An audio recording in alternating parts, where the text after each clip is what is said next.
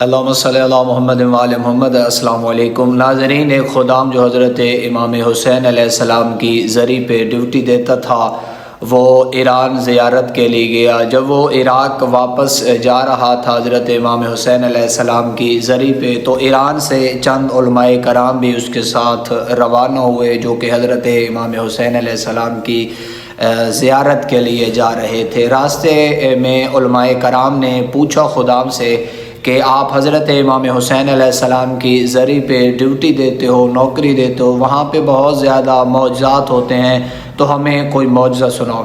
خدام کہتے ہیں کہ حضرت امام حسین علیہ السلام کی زری میں ایک چور رہتا تھا اور وہ ڈیلی بیس پہ روزانہ چوری کرتا تھا۔ جب وہ پکڑا جاتا تو اسے پکڑ کر جب اسے پکڑتے تھے تو وہ کہتا تھا کہ مجھے حضرت امام حسین علیہ السلام کی زری کی قسم، حضرت امام حسین کی قسم کہ میں نے چوری نہیں کی۔ خدام کہتا ہے کہ ایک دن اس نے چوری کی اور اسے پکڑ کر زری حضرت امام حسین کے سامنے لایا گیا، تو شب جمعہ تھی، تو اس نے قسم اٹھائی کہ مجھے مولا امام حسین کی قسم کہ میں نے چوری نہیں کی۔ اس نے یہی قسم اٹھانی تھی کہ اس کی جو آنکھیں تھی وہ بہر آ گئی، اس کا حلیہ تبدیل ہو گیا۔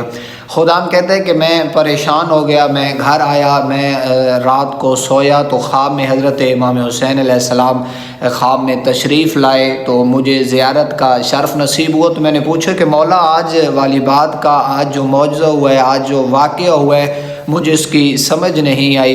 تو مولا نے فرمایا چونکہ آج شب جمعہ تھی، تمام ائمہ طاہرین ذریعے حضرت امام حسین علیہ السلام پر میری زیارت کے لیے تشریف لائے ہوئے تھے، تو ساتھ حضرت ابوالفضل العباس بھی تھے۔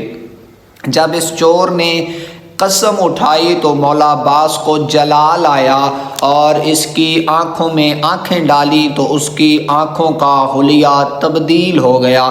یہ سچ ہے، آج بھی جب کسی کو اپنی صفائی میں گواہی دینی ہو تو اسے حرم مولا عباس پہ لایا جاتا ہے، اور آج بھی عراقی قوم جتنے بھی مولا عباس سے ڈرتی ہیں، کسی اور امام سے نہیں ڈرتی۔ یہ بات عرب میں آج بھی مشہور ہے کہ وہ حضرت عباس کی جھوٹی قسم نہیں اٹھائیں گے، حضرت عباس کے جلال سے وہ اتنے ڈرتے ہیں۔